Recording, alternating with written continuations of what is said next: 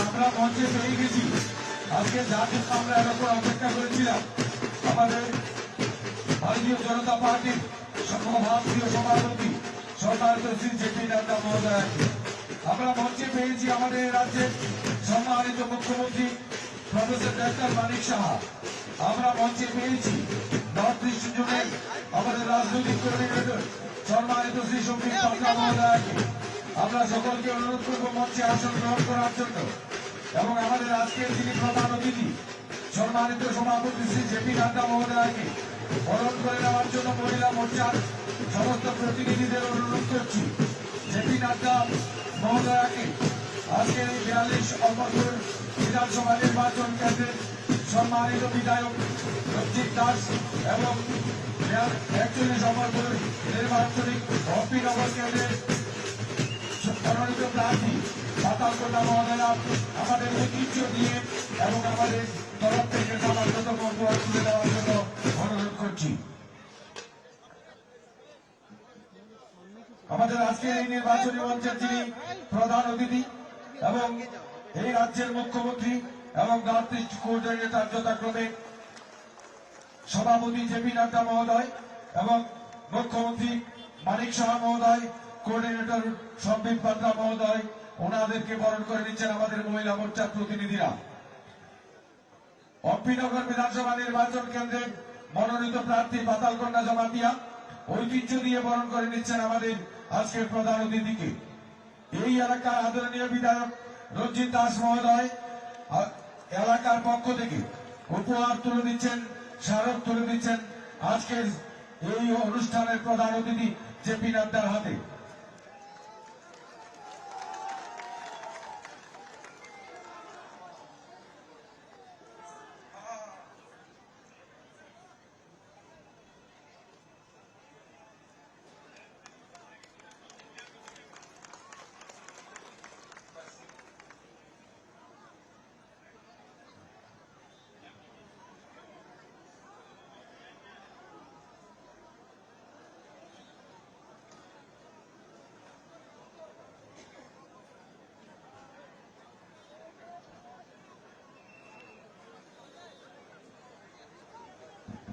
मैं अभिषेक जी हमारे जिले के अध्यक्ष है और प्रत्याशियों से निवेदन करूंगा कि आदरणीय अध्यक्ष जी का स्वागत करें और अपने 2 शब्द रखें।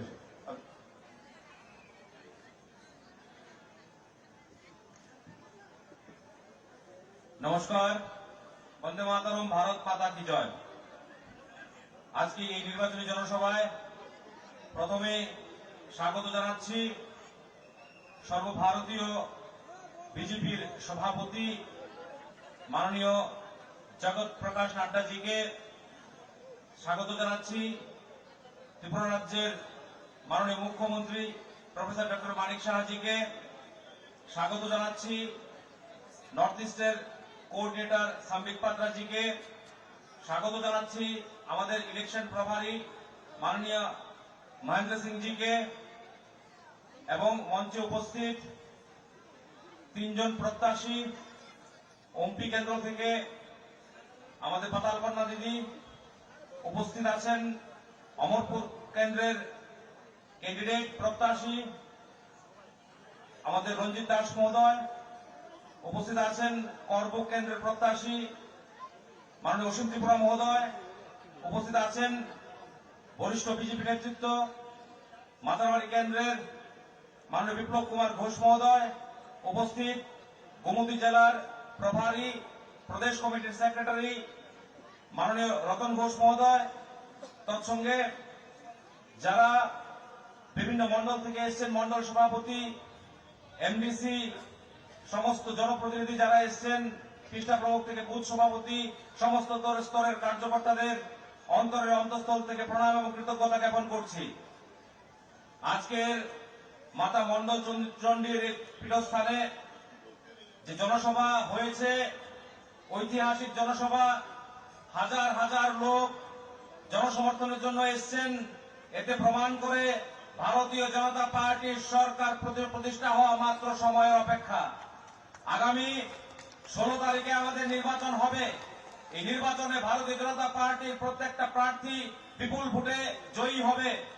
আমরা যখন জনসম্পর্কে যাচ্ছি, মানুষের উচ্ছ্বাস উদ্দীপনা দেখে মনে হচ্ছে যে ভারতীয় জনতা পার্টির সরকার যে কাজ করেছে তার রিফ্লেকশন সাধারণ মানুষের মধ্যে দেখা যাচ্ছে। তাতে কোনো সন্দেহ নেই, প্রতিটি সিট আমরা বিপুল ভোটে জিতবো। আমার একটাই আবেদন থাকবে আজকের এই নির্বাচনী সভা থেকে, আমাদের কাছে সময় কম, প্রত্যাশীরা প্রত্যেকটা বাড়িতে যেতে পারবে না।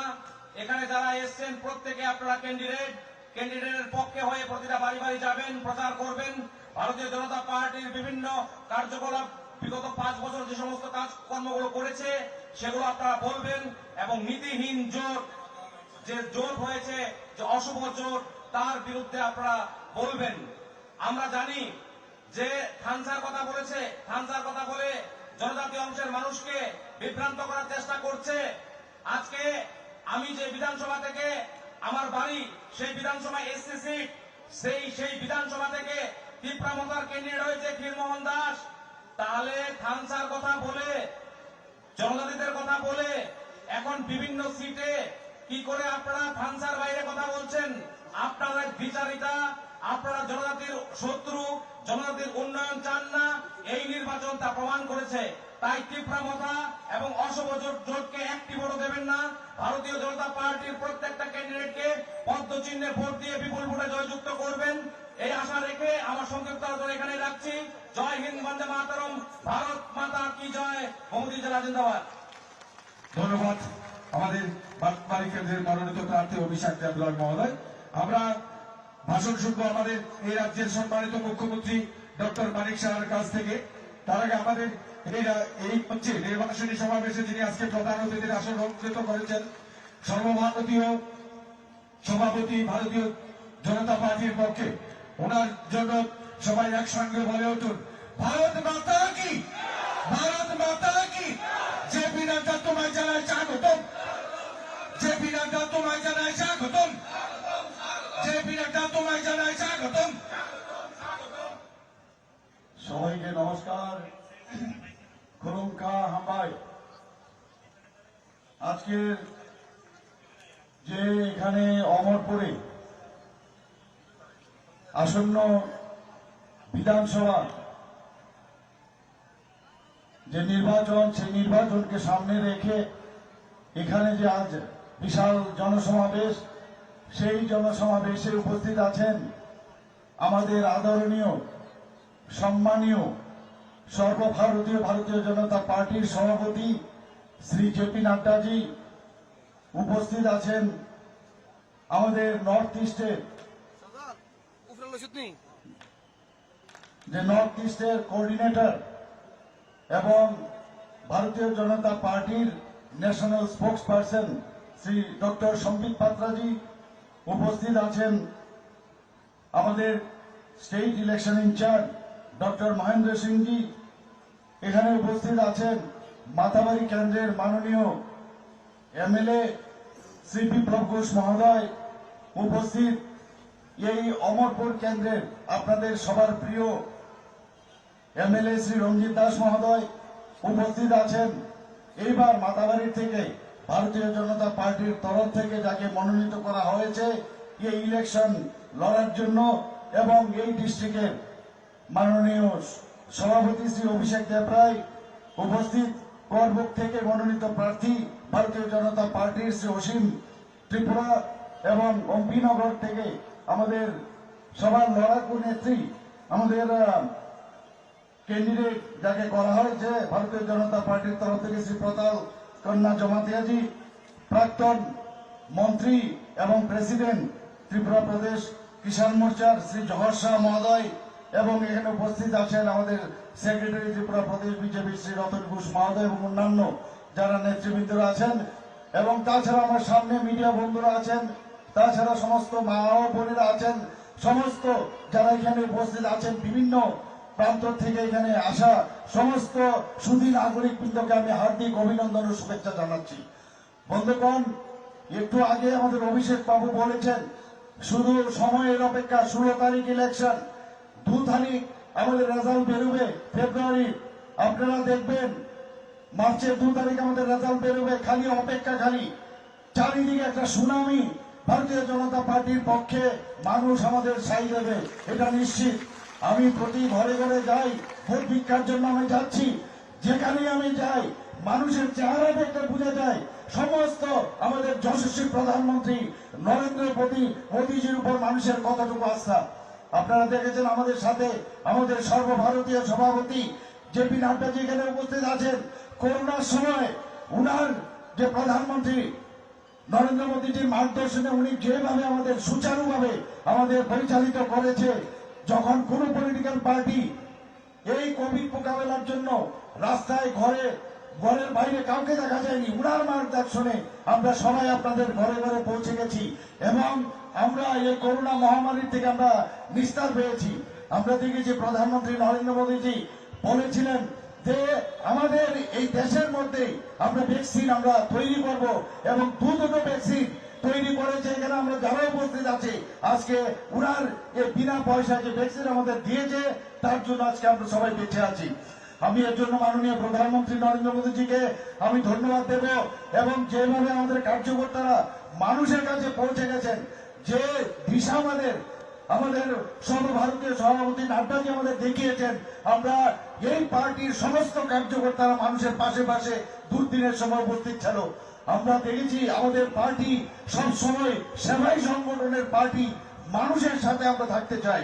আপনারা দেখেছেন এর মধ্যে যে কেন্দ্রের যেসব বেনিফিশিয়ারি স্কিম, আমাদের ত্রিপুরা সরকারের যেসব বেনিফিশিয়ারি স্কিম, সবগুলো নিয়ে আমরা সমস্ত মানুষের কাছে প্রতি ঘরে সুশাসন সেই যে অভিযান আমরা 3 মাসের জন্য চালিয়েছিলাম, তারপর সেটাকে আরো আমরা 25শে ডিসেম্বর অব্দি আমরা করেছিলাম। এক প্রতি ঘরে সুশাসন আমরা মাননীয় প্রধানমন্ত্রী নরেন্দ্র মোদীজির জন্মদিনে শুরু করেছিলাম এবং সেটা আরেক প্রধানমন্ত্রী উনার জন্মদিনে আমাদের অটল বিহারী বাজপেয়ীজি 25শে ডিসেম্বর ওই দিনে আমরা সমাপন করি। আমাদের ভগবান প্রদত্ত আমাদের এই পার্টি এতদিন ধরে আমরা সিপিএম কে দেখেছি যারা নাস্তিকে বিশ্বাস করে, আমাদের পার্টি আসার পর ভারতীয় জনতা পার্টি ত্রিপুরাতে এখন আস্তিক যে পরিবেশ সেটা এখানে সৃষ্টি করেছে। আপনারা দেখেছেন আমাদের এই সরকার চায় মানুষকে নিয়ে চলার, এর জন্য একটা পোর্টাল আমরা বের করেছিলাম, সেই পোর্টালের নাম হচ্ছে আমার সরকার। অর্থাৎ এই পোর্টালে দিয়ে কি হবে, আপনার কোথাও কোনো সমস্যা হচ্ছে প্রান্তিক এরিয়াতে গ্রামে গঞ্জে যেখানে সমস্যা হবে সেখানে ফটো তুলে আপনি যদি আপলোড করেন নির্দিষ্ট সময়ে সেটার প্রতিকার করা হবে। 4টা ভাগ আমরা করেছি, যদি গ্রাম স্তরে সেটা না হয় সেটা সাব ডিভিশনাল লেভেলে হবে, সাব ডিভিশনাল লেভেলে যদি না হয় ডিস্ট্রিক্ট লেভেলে হবে, ডিস্ট্রিক্ট লেভেলে না হলে সেটা মুখ্যমন্ত্রী এবং চিফ সেক্রেটারি লেভেলে হবে। অর্থাৎ আমরা চাই মানুষকে নিয়ে আমরা সবসময় চলি। আমরা আজকে অত্যন্ত আমরা গর্বিত যে আমাদের যে গার্জিয়ান ছাড়া কোনোদিন কিছু হয় না এবং আমাদের একজন গার্জিয়ান, আমাদের যশস্বী প্রধানমন্ত্রী আমাদের গার্জিয়ান, আমাদের অমিত শাহজি আমাদের গার্জিয়ান, আমাদের জেপি নাড্ডাজি আমাদের গার্জিয়ান। এইরকম এক গার্জিয়ানের আমরা ভরা প্রচুর গার্জিয়ান ভারতীয় জনতা পার্টি, তাদের মার্গদর্শনে আমাদের এই পার্টি চলে। আপনারা দেখেছেন এর মধ্যে কমিউনিস্ট পার্টি এবং কংগ্রেস একটা অশুভ জোট করেছে, একটা আনহলি একটা জোট করেছে। আমি এই কংগ্রেসীদের আমি বলবো, আপনারা আপনাদের বাড়িতে যাদের বাড়িতে আপনারা যাবেন কি নিয়ে যাবেন, যারা আপনাদের খুন করেছে, যাদের কংগ্রেসের বিরোধী দলের লোকদের খুন করেছে, ধর্ষণ করেছে, অগ্নিসংযোগ করেছে, ওদের কাছে গিয়ে আপনারা কি বলবেন? তাই আমি নিশ্চিত যে কংগ্রেসের যে ভোট কংগ্রেসীদের দেবে না। আমি এখন দেখছি কংগ্রেসের যারা এবার 13টা জায়গায় ওরা দাঁড় করিয়েছে এক একজন ক্যান্ডিডেট এবং কমিউনিস্ট পার্টির যে পার্টি আছে সেখানে গিয়ে বসে থাকে, কারণ ওদের লোকবল নেই। এর জন্য আমি বলবো যে বন্ধুগণ, এরা কংগ্রেসের সিম্বল নিয়েছে কিন্তু আসলে ওরা সিপিএম এর সিম্বল নিয়ে ওরা লড়ছে। আমি এখানে সবার কাছে বলছি, আপনারা কি সিপিএম কে ভোট দেবেন? 35 বছর যারা আমাদের উপর অত্যাচার করেছে তাদের সাথে হাত মিলিয়েছে।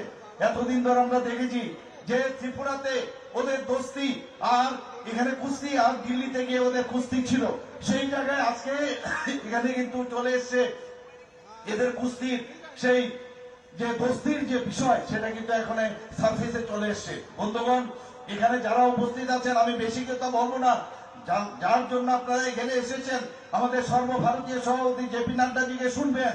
কিন্তু আগামী দিন এক ত্রিপুরা শ্রেষ্ঠ ত্রিপুরা বানানোর জন্য আমরা যে চিন্তা ভাবনা করেছি সেটা একমাত্র তবেই সম্ভব যখন আপনাদের আঙ্গুল এই আপনার 16 তারিখ যখন আমাদের ভারতীয় জনতা পার্টির পক্ষে ভোট দেবেন তবেই সেটা সম্ভব হবে। এবং 2 তারিখ আমাদের নিশ্চিত যে আমরা আবার 2 তারিখ মার্চে আমরা আবার আসছি এবং ভারতীয় জনতা পার্টি সরকার এখানে পুনঃপ্রতিষ্ঠিত হবে। সবাইকে অসংখ্য ধন্যবাদ, নমস্কার, বন্দে মাতরম, ভারত মাতা কি জয়। সবাই মিলে একসাথে মানিক শাহ জিন্দাবাদ, মানিক শাহ জিন্দাবাদ, ভারত মাতা কি, ভারত মাতা কি, বিজেপি বিজেপি বিজেপি। আমরা এখন ডায়াজে আমরা আমন্ত্রণ জানাবো, যার জন্য আমরা অধীর আগ্রহ অপেক্ষা করছি। ভারতীয় জনতা পার্টি সর্বভারতীয় সভাপতি জেপি নাড্ডাজিকে আমরা এখন ডায়াজে আমন্ত্রণ জানাবো। আমরা সবাই মিলে একসাথে জেপি নাড্ডাজি স্বাগতম, জেপি নাড্ডাজি স্বাগতম, জেপি নাড্ডাজি স্বাগতম, ত্রিপুরা সুন্দরী পূর্ণভূমি দেবযানীবাজি স্বাগতম। বলো ভারত মাতা কি, বলো ভারত মাতা কি, ভারত মাতা কি, BJP BJP BJP, JP Nadda. बोलिए भारत माता की, भारत माता की, भारत माता की। आज के इस जनसभा में मंच पर उपस्थित हमारे त्रिपुरा प्रदेश के मुख्यमंत्री सम्माननीय श्री मानिक शाह जी, हमारे यहां के कारबुक के प्रत्याशी श्री असीम त्रिपुरा जी, आगे आ जाए सर। हमारे प्रत्याशी सुश्री पाताल कन्या जमातिया जी, बहन आगे आ जाए।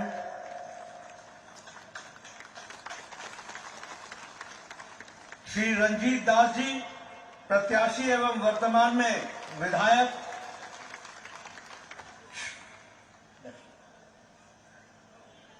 श्री अभिषेक देवराय जी जो प्रत्याशी हैं।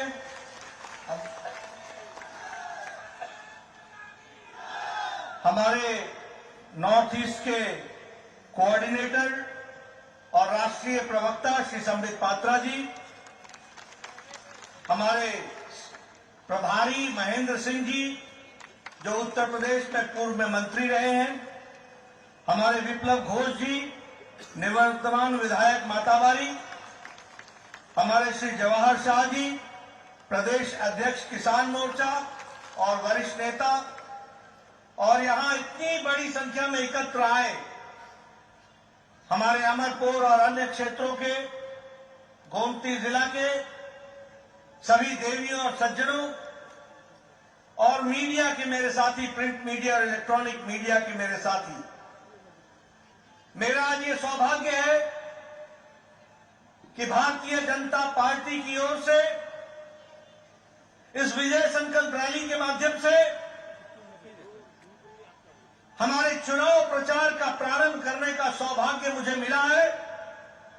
और आप सब लोगों ने जो इतनी बड़ी संख्या में आए हैं वह स्पष्ट संदेश देते हैं कि त्रिपुरा की जनता ने तय कर लिया है, एक बार फिर भाजपा भाजपा भाजपा।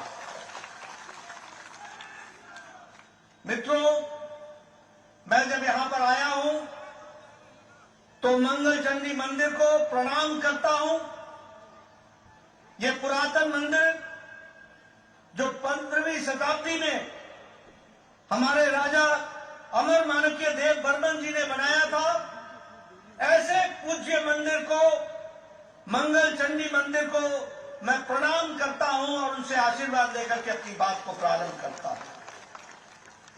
मैं जब त्रिपुरा में आया हूं तो आज ये मेरी जिम्मेवारी बनती है कि मैं नमन करता हुआ त्रिपुरा सुंदरी मंदिर और माता को, त्रिपुरा सुंदरी माता को जो 51 हमारी शक्तिपीठ में से एक है, ऐसी पवित्र माता को नमन करते हुए अपनी बात को प्रारंभ करता हूं।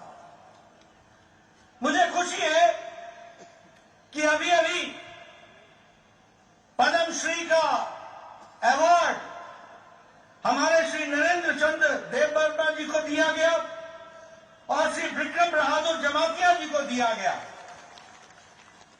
त्रिपुरा की जनता की ओर से उनको मैं बधाई भी देता हूं, उनके परिवार के लोगों को बधाई देता हूं और उनके द्वारा सामाजिक दृष्टि से जो कार्य किया गया, जो त्रिपुरा के लिए कार्य किया गया, उसके लिए भी मैं बधाई देता हूं और भारत सरकार को, प्रधानमंत्री जी को धन्यवाद देता हूं, जिन्होंने इन विभूतियों को पद्मश्री से नवाजा और इनको जो स्थान प्रदान किया है उसके लिए भी मैं बधाई देता हूं। आज मुझे खुशी है कि जब हम 5 साल सरकार में रहने के पश्चात आपके बीच में आते हैं तो हम गौरव से कह सकते हैं, जिस बात को प्रधानमंत्री जी ने 5 साल पहले कहा था कि अगर भारत के दूसरे हिस्से विकास कर सकते हैं तो त्रिपुरा क्यों विकास नहीं कर सकता है।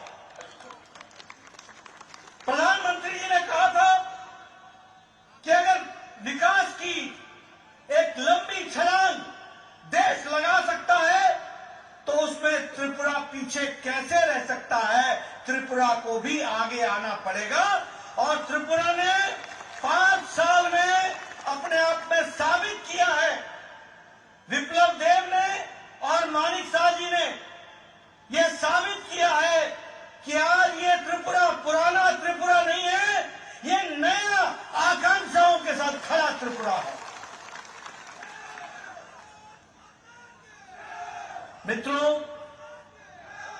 ये डबल इंजन की सरकार ने आज त्रिपुरा की तकदीर और तस्वीर को बदल डाला है। आज बदला हुआ त्रिपुरा है। आज केंद्र की तरफ से अभी मानिक शाह जी कह रहे थे, मैं बंगाली में सुन रहा था, उन्होंने उनकी भाषा में वो कह रहे थे कि प्रधानमंत्री जी हमारे गार्जियन है। सही कहा है इन्होंने, प्रधानमंत्री जी गार्जियन भी है और उनको नॉर्थ ईस्ट की, त्रिपुरा की विशेष चिंता है और इसलिए उन्होंने विशेष रूप से इसको आशीर्वाद दिया है। आज जो आप लोगों का सपोर्ट मिल रहा है इस विजय संकल्प रैली के माध्यम से, वह स्पष्ट संदेश दे रहा है कि त्रिपुरा भारतीय जनता पार्टी के नेतृत्व में आगे बढ़ चला है। अब रुकने वाला नहीं है, बढ़ता ही रहेगा, आगे ही बढ़ेगा। इसके लिए मैं विशेष रूप से आपको धन्यवाद देना चाहता हूं।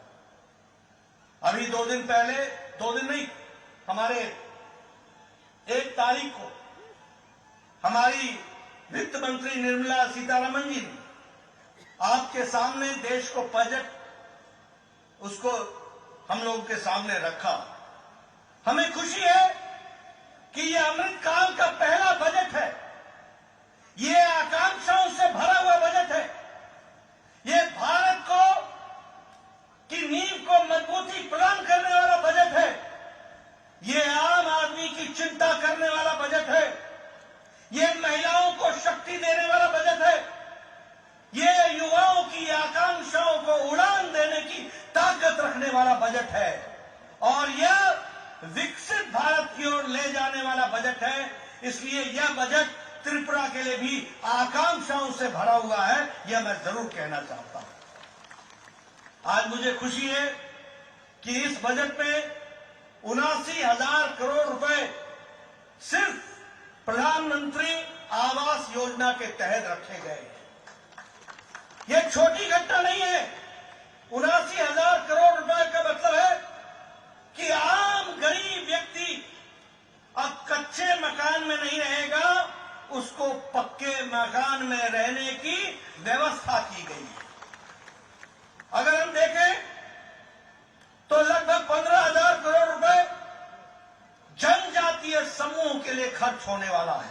15,000 करोड़ रुपए हमारे कमजोर जनजाति भाइयों के लिए खर्च होने वाला है।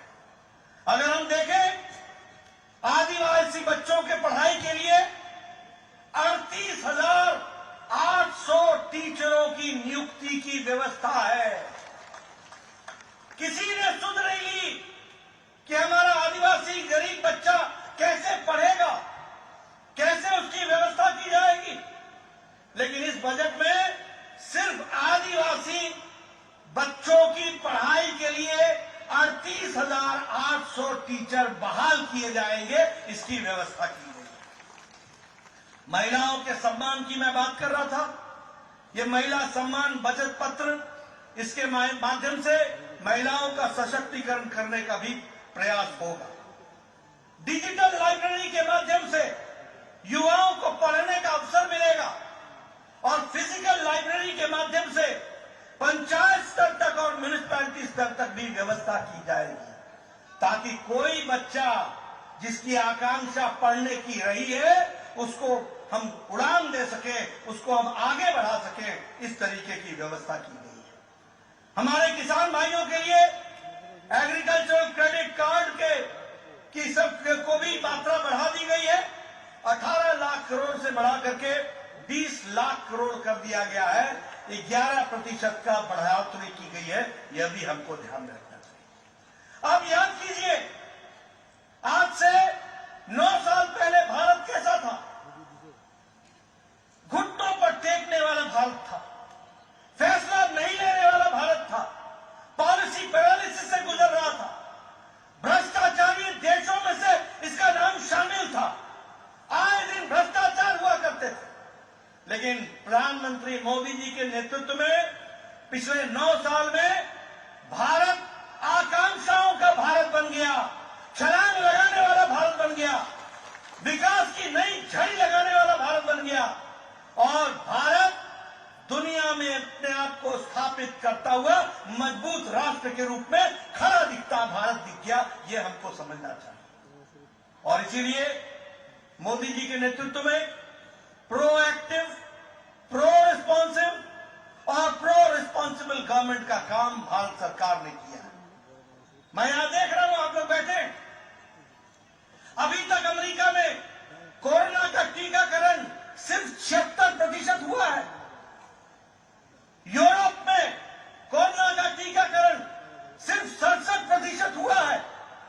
लेकिन यहां आप सब लोग बिना मास्क के बैठे हैं और नजदीक नजदीक बैठे हैं और बिना मास्क के बैठे हैं। इसलिए बैठे हैं क्योंकि 130 करोड़ के देश को 220 करोड़ डबल डोज लगा करके प्रधानमंत्री मोदी जी ने सुरक्षा कवच आपको दिया है। यह है प्रोएक्टिव सरकार। यह है वो सरकार जो 9 महीने में एक नहीं 2 भारत में बनी हुई वैक्सीन तैयार करती है और एक एक भारतीयों को 100% वैक्सीनेशन करने का काम दुनिया का सबसे बड़ा वैक्सीनेशन प्रोग्राम, टीकाकरण प्रोग्राम किया गया। जब हम प्रोएक्टिव सरकार बोलते हैं तो यूक्रेन में लड़ाई हुई, युद्ध हुआ, हमारे 32,000 बच्चे पढ़ने के लिए गए हुए थे। 32,000। कोई देश ने यह पहल नहीं की कि अपने बच्चों को वापस लाया जाए।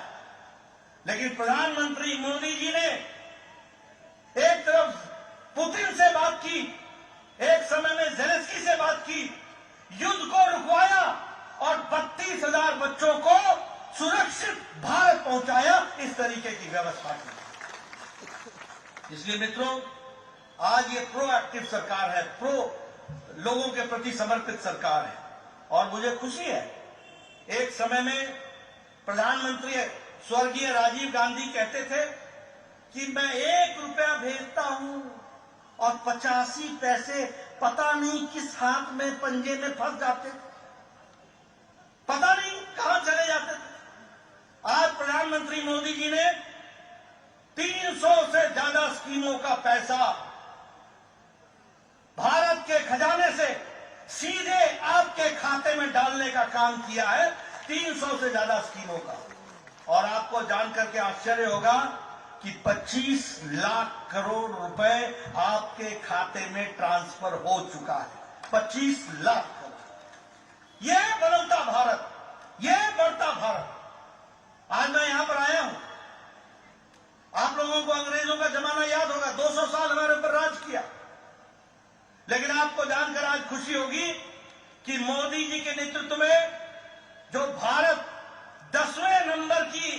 अर्थव्यवस्था थी वह अब ब्रिटानिया को, ब्रिटिश को, अंग्रेजों को पछाड़कर 5वें नंबर की अर्थव्यवस्था बन गई है। यह भी हमको याद रखना चाहिए। ऑटोमोबाइल की इंडस्ट्री में भारत तीसरे नंबर पर खड़ा है। जापान को पछाड़ करके भारत ऑटोमोबाइल में खड़ा है। आपने सुना होगा, अगर गाड़ियों की बात होती थी तो जापानी गाड़ी की बात होती थी, टैक्सन टोयोटा की बात होती थी। आज भारत में गाड़ियां बनने में जापान को पछाड़ करके हम तीसरे नंबर पर खड़े हुए हैं और हमारे आगे चाइना और अमेरिका है, बाकी उसके बाद भारत खड़ा। अगर मैं बात करूं स्टील में, इस्पात में, तो भारत चौथे नंबर से छलांग लगा करके दूसरे नंबर पर खड़ा हो गया। अगर हम बात करें दवाइयों में, तो गरीब की फार्मेसी भारत बन गई है दुनिया के लिए सबसे कारगर दवाई और सबसे सस्ती दवाई भारत दुनिया को दे रहा है। यह परिस्थिति आकर के खड़ी हुई है। इसलिए मित्रों, विकास की दृष्टि से एक नया आयाम लिखने का काम हुआ है। हमारे गांव के लोग यहां बैठे हैं। मैं आ जा रहा था, मैं देख रहा था कि गांव कितने दूर दराज के इलाके में है, लेकिन आपको जानकर खुशी होगी कि 2014 में प्रधानमंत्री ग्रामीण सड़क 3,81,000 किलोमीटर था और आज प्रधानमंत्री मोदी जी के नेतृत्व में 7 लाख किलोमीटर ग्रामीण सड़क बन गई है। और आपके त्रिपुरा में पिछले 5 साल में 4,700 किलोमीटर की सड़क बन गई। ये बदलता भारत, ये बदलता देश, इसको भी हमको समझने की आवश्यकता है। मैं यहां यह भी बताना चाहूंगा कि हमारे ट्राइबल भाइयों के लिए विकास की नई योजनाएं बनाई गई। 36,000 गांव जो ट्राइबल से बहुतायत में है, उनके विकास के लिए प्रधानमंत्री आदि आदर्श ग्राम योजना बना गई। 400 एकलव्य विद्यालय बनाए हैं, 400 एकलव्य विद्यालय, ताकि हमारे जनजातीय क्षेत्र के बच्चों की पढ़ाई की व्यवस्था हो सके। उसी तरीके से 3,000 से ज्यादा वंदन केंद्र के माध्यम से नए लाइवलीहुड, उनके जीवन के यापन की व्यवस्था की जा रही है। और सबसे बड़ी बात, जनजातियों के लिए गौरव का विषय है कि आज भारत के प्रथम नागरिक के रूप में महिला राष्ट्रपति महामहिम द्रौपदी मुर्मू आज भारत की राष्ट्रपति के रूप में विराजमान है। 70 साल में कभी किसी ने आदिवासी की चिंता नहीं की। आज मुझे खुशी है कि लगभग 8 मंत्री केंद्र में जनजातीय हैं। मुझे खुशी है कि हमारे मुख्यमंत्री जनजातीय रहे हैं। मुझे खुशी है कि 5 हमारे एनडीए के उसमें विभिन्न पदों पर हमारे जनजातीय मंत्री। और अगर हम ट्राइबल कम्युनिटी की बात करें तो बजट को जनजातीय क्षेत्र में 4 गुना बढ़ा दिया गया है, 4 गुना बढ़ा दिया गया। मुझे खुशी है कि आपके यहां का स्कॉलरशिप बच्चों के लिए डबल कर दिया गया है, दुगना कर दिया गया है। मित्रों, ये इसका फायदा आपके बच्चों को मिलने वाला है और आपके माध्यम से, उनके बच्चों के माध्यम से भविष्य उज्जवल होने वाला है। यानी प्रधानमंत्री मोदी जी ने आज की चिंता नहीं की है, आज के साथ साथ आने वाले भविष्य की भी चिंता की है। इस बात को भी हमको याद रखना है। मित्रों, आज बदलता भारत है, बदलता त्रिपुरा है। जब मैं ये कहता हूं तो आप बताइए, बहनें मेरे को बताएंगी आपको गैस का कनेक्शन मिला है कि नहीं मिला है? मिला है कि नहीं मिला है? बहनें बताइए, गैस का कनेक्शन मिला है कि नहीं मिला है? लगभग 11 करोड़ गैस का कनेक्शन दिया गया है। त्रिपुरा में 2,70,000 गैस का कनेक्शन दिया गया है और अमरपुर में 7,723 गैस का कनेक्शन दिया गया। अब मैं गांव से आता हूं, मैं पहाड़ी इलाके से आता हूं, मैं बताना चाहूंगा, आपको याद होगा कि नहीं होगा, लेकिन मुझे याद है, हमारी माताएं बहनें सुबह 5 बजे उठती थी, जंगलों में जाती थी, लकड़ी काट के लाती थी, फिर लकड़ी से चूल्हा जलाती थी, 200 सिगरेट के बराबर का धुआं अपने फेफड़ों में लेती थी, फूंक फूंक करके लकड़ी का चूल्हा जलाया जाता था। मैं सही बोल रहा हूं कि गलत बोल रहा हूं? सही बोल रहा हूं? होता था कि नहीं होता था? आजकल बहनें टक से लाइटर जलाती हैं, 5 मिनट में चाय, आधे घंटे में भोजन, पतिदेव को खुश कर देती हैं और परिवार को आगे बढ़ाती हैं। फर्क पड़ा है कि नहीं पड़ा है? उसी तरीके से प्रधानमंत्री आवास योजना में, मैं प्रधानमंत्री आवास योजना की चर्चा कर रहा था, मानिक साहब जी से कर रहा था। मैं 1993 में 1993 में पहली बार विधायक बना था, तो मेरे को मेरा ब्लॉक डेवलपमेंट ऑफिसर आके बोलता था कि इंदिरा आवास योजना में 2 पंचायतों में 1 घर मिला है, 2 पंचायतों में 1 घर इंदिरा आवास योजना में, बताइए किसको देना है? और मैं तकलीफ में पड़ जाता था कि इतने लोगों को देने की आवश्यकता है, 1 घर को मैं कैसे दूंगा, किस गरीब को दूंगा, कैसे बांटूंगा? आज मुझे खुशी है कि हमारे प्रधानमंत्री नरेंद्र मोदी जी हैं, जिन्होंने कहा है कोई गरीब कच्चे मकान में नहीं सोएगा, पक्के मकान में व्यवस्था की जाएगी। और 3 करोड़ 60 लाख मकान बन चुके हैं और 79,79,000 करोड़ रुपए इस साल के बजट में डाला गया है। और आपको जानकर खुशी होगी कि मानिक शाह के नेतृत्व में 3,80,000 घर त्रिपुरा में बन चुके हैं और अमरपुर में 4,934 घर बन चुके हैं, पक्के मकान। ये परिवर्तन है। प्रधानमंत्री जल जीवन मिशन में हमारे 10 करोड़ घरों तक पानी पहुंचाने की व्यवस्था की जा रही है, जिसमें से 4,25,000 लोगों तक यहां पर त्रिपुरा में पहुंचाया जाएगा और जिसमें से 6,314 कनेक्शन अमरपुर में दिए गए हैं। ये भी हमको याद रखना चाहिए।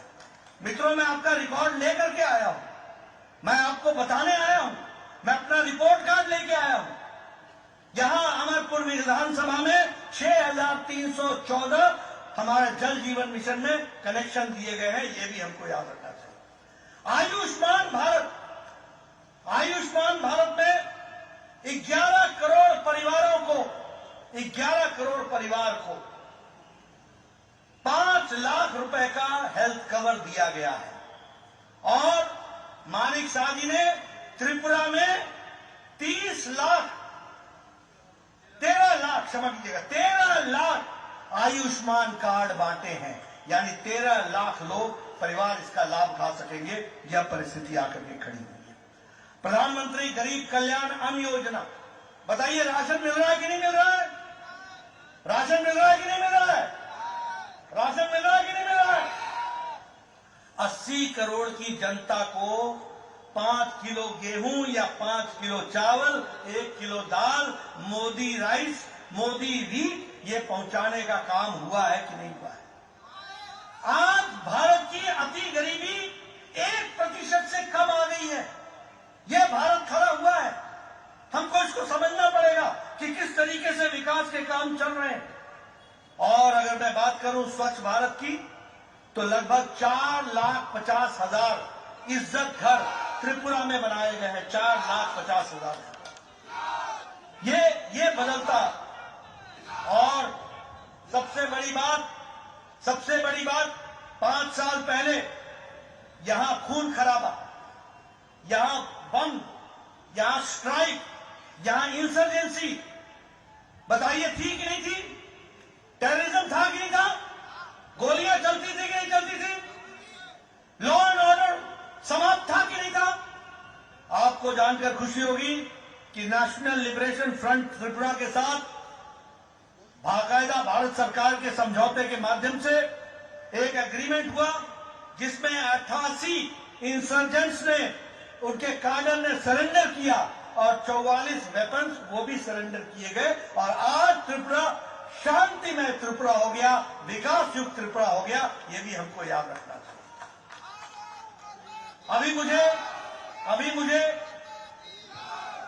अभी मुझे ब्रू रियांग के साथी मिले थे, उन्होंने मुझे पटका पहनाया। ब्रू रियांग का 37 साल से झगड़ा चल रहा, उनको बसाने का काम, और लगभग 37,000 लोगों को फिर से बसाया गया और भारत सरकार ने अपनी ओर से 600 करोड़ रुपए खर्च करके उनके निर्वासन का काम किया गया, उनको बसाने का काम किया गया। ये भी हमको ध्यान रखना। मित्रों, हम अब त्रिपुरा के लिए शांति लेके आए हैं, हम त्रिपुरा के लिए नई ऊर्जा लेकर के आए हैं, हम त्रिपुरा के लिए टूरिज्म के माध्यम से, पर्यटन के माध्यम से विकास की नई आकांक्षाओं को लेके आए, हम 5G कनेक्टिविटी को लेके आए, हम कल्चर को आगे बढ़ाने के लिए आए हैं, हम यहाँ पर प्राकृतिक खेती हो इसको बढ़ाने के लिए आए हैं, हम खेल को बढ़ावा देने के लिए आए हैं, और हम त्रिपुरा की ताकत का पूरा उपयोग हो सके इस संकल्प के साथ आगे बढ़ने के लिए आए हैं। और इसमें आपका हमको साथ चाहिए। आज मुझे खुशी है कि अगरतला अखौरा रेल लिंक या व्यापार के नए ट्रेड को, नई संभावनाओं को आगे बढ़ाता है, और इसलिए इसके माध्यम से भी बहुत कुछ आगे बढ़ने वाला है, उसको भी हमको ध्यान में रखना चाहिए। मैं ये भी कहना चाहूंगा कि अभी प्रधानमंत्री जी आए थे और प्रधानमंत्री जी ने अभी लगभग 4,350 करोड़ का शिलान्यास किया है, त्रिपुरा के नए विकास की संभावनाओं को रखा है। उसी तरीके से राष्ट्रपति द्रौपदी मुर्मू ने आकर के यहाँ महाराजा वीरेंद्र किशोर मानकीय म्यूजियम और कल्चरल सेंटर का भी शिलान्यास किया है। त्रिपुरा में नेशनल लॉ यूनिवर्सिटी खुलने के लिए नरसिंहगढ़ में उसका भी शिलान्यास किया है, और अगरतला में IIIT ये बने, इसका भी IIIT बने, इसकी भी शिलान्यास किया है। मैं ये सारी बातें आपको इसलिए बता रहा हूं कि जिन लोगों ने कभी भी त्रिपुरा की चिंता नहीं की, उनको आज आपको मुंह तोड़ जवाब देने का मौका आया है, और ये मौका आया है कि भारतीय जनता पार्टी को आप आशीर्वाद दें। और इसीलिए विकास के दृष्टि से त्रिपुरा की सरकार ने बहुत बड़ा काम किया। सोशल पेंशन बढ़ाई, हमारे 1,000 पेंशन से 2,000 कर दी, 33% रिजर्वेशन महिलाओं को दे दिया, विकास के नए आयाम लिखे गए, लॉ एंड ऑर्डर को कंट्रोल किया गया, और लगभग 1,20,000 हमारे वनवासी भाई जो वनों में रहते थे उनको पटा देकर उनकी जमीन का हक दिलाने का काम त्रिपुरा की सरकार ने किया। ये भी हमको याद रखना चाहिए। मैं आपका ज्यादा समय नहीं लेना चाहता हूं, आप बहुत देर से आए हुए, लेकिन मैं आपको बताना चाहता हूं सबसे पहली बात कि जो हमारे विरुद्ध में लड़ रहे हैं ये कौन लोग हैं? ये गठबंधन काहे का गठबंधन है? ये गठबंधन उनके अस्तित्व को बचाने का गठबंधन है। राइट और left all together, 2 in 1, 2 in 1, right और लेफ्ट ऑल इन 1, 2 in 1। ये किस लिए है? अपने अस्तित्व को बचाने के लिए। और हम किस लिए लड़ रहे हैं? हम लड़ रहे हैं त्रिपुरा को दुनिया में, देश में आगे बढ़ाने के लिए लड़ रहे हैं। इस बात को हमको समझना होगा।